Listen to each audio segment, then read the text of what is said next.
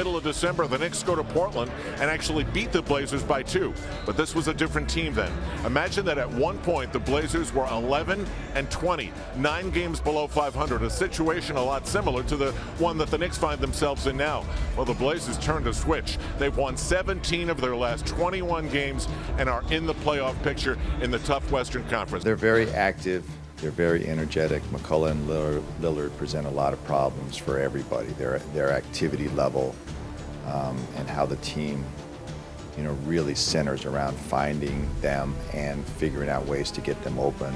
A lot of multiple actions by their bigs and smalls, so they really churn your defense. Guys got to be really on high alert all night long in order to pay attention to those guys. They're good drivers, good shooters, and they do a good job of moving the basketball, so they'll put a lot of pressure on our defense. Porzingis is really a versatile player. The team itself is, I think they're moving the ball well offensively. Obviously, they don't have the wins that they want, but I think they're a very dangerous team. Porzingis squares and faces against the youngster. His short shot backs it in.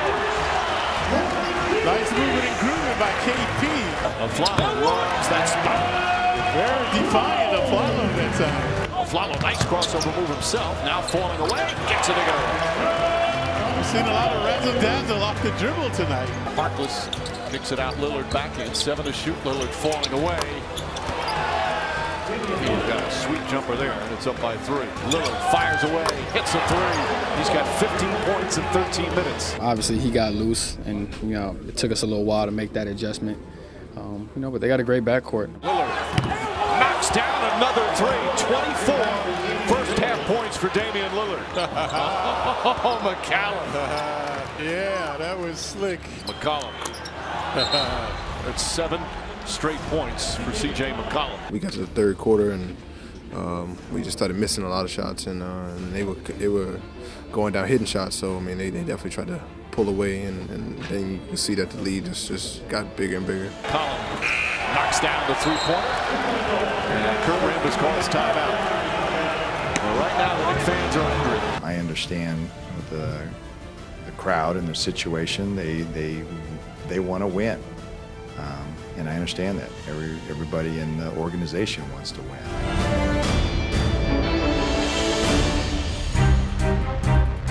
We've played each other enough. We should know each other very well.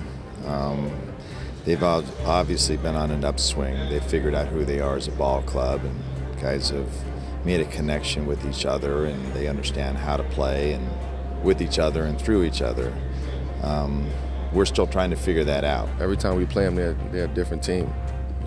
Right now they're playing, extremely well basketball, playing good on their home court.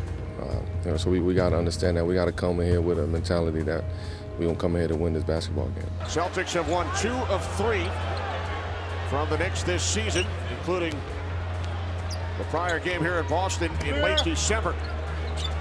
They split 2 games at Madison Square Garden. Porzingis gives the Knicks the early lead.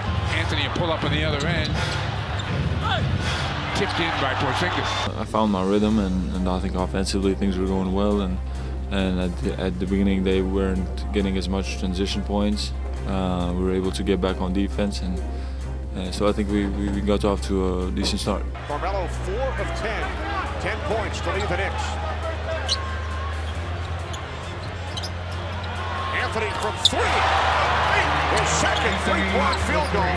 13 for Carmelo. I thought we did a better job of just moving the ball, trying to play with each other, and having some sort of commitment on a defensive end. Knicks have their starting 5 on the floor. Porzingis takes it inside on Jerebko. This game was how we're supposed to play. Everybody was, I think, giving their 100% out there on the floor, and that's how we're supposed to play. Shot clock winding down as Calderon hits another 3. Here's Carmelo.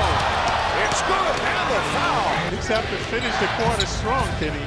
Normally they allow teams to go on the rampage and close with a nice flurry. Anthony, nice move inside, and he gets the roll. Melo very defiant tonight. He's assuming the responsibility of being a leader on this ball club and is trying to drive us to help us win games. He was aggressive, putting their defense in tough positions all night. He made some tough shots. Swallow shoots over Turner. Here comes Thomas. Two Knicks back. Thomas up with the left hand in. Anthony. Rebounded by Sullinger. Here's Crowder ahead of the field. Oh! Turner hustling. Oh! 1-point game. We lost our composure, and that was a big thing. Turning the ball over in the late game situation and them getting easy runouts. We didn't even give our half-court defense a chance to get stops. Celtics basketball trailing by 1, 40 seconds on the clock. Turner. Evan Turner gives the Celtics their first lead since 73-71. Anthony out for Calderon. Carmelo guarded by Crowder. Anthony puts it up and hits, giving the Knicks a 1-point lead with 21 and 4/10 seconds remaining. Avery Bradley driving on Lance Thomas. Celtics go back on top. They called a timeout. I thought they did a great job of drawing something up to get them that look. I mean, nobody knew Bradley was going to, kind of take that shot, so it kind of came by surprise. Anthony puts it up from three. It is no good. We didn't have an opportunity to call a timeout, so the best point at that time was to try to get, the best shot that we can get. To come into this building where they've been playing well, we competed. Obviously, the last 2 minutes, again, wasn't ideal, but we competed. It was something to build upon. For the vast majority of the ball game, we did a lot of really good things at both ends of the court, and that's what they got to hold on to. The Knicks are going to look tonight a lot different than they did last night. That is because somewhere along the way, rookie Kristaps Porzingis suffered a bruised leg, so he is not in the starting lineup and not available. Derek Williams, who has seen sporadic minutes lately, interestingly, gets chosen to make his first start of the season. We'll see if he can make the most of it. The Knicks take on the Detroit Pistons, as Al mentioned, the 8th seed in the Eastern Conference with a record of 31-30, with the local product from Mount Vernon, Andre Drummond, leading the way. We took a tough one yesterday, and I think everybody knew that, and our bodies wasn't 100%, I would say, but we all had a focus to, we just can't let one slip. Away we go, Knicks and Pistons from the Garden. There's a Flalo, the ex-Piston, shoots over Caldwell Pope and hits. There's a Flalo again. He had the hot hand last night. He was 7 of 11 in Boston, including 3 from downtown. He has the first 4 Knick points. Anthony feeds Lopez for the slam, and the Knicks have their first lead of the night. They both played very well. What I complimented the team on was I thought they did a real good job of adhering to the game plan at both ends of the court. We did a great job moving the ball, recognizing who was open. Here's Lopez up with the right hand, and the Knicks lead by 15. 5 minutes remaining, third quarter.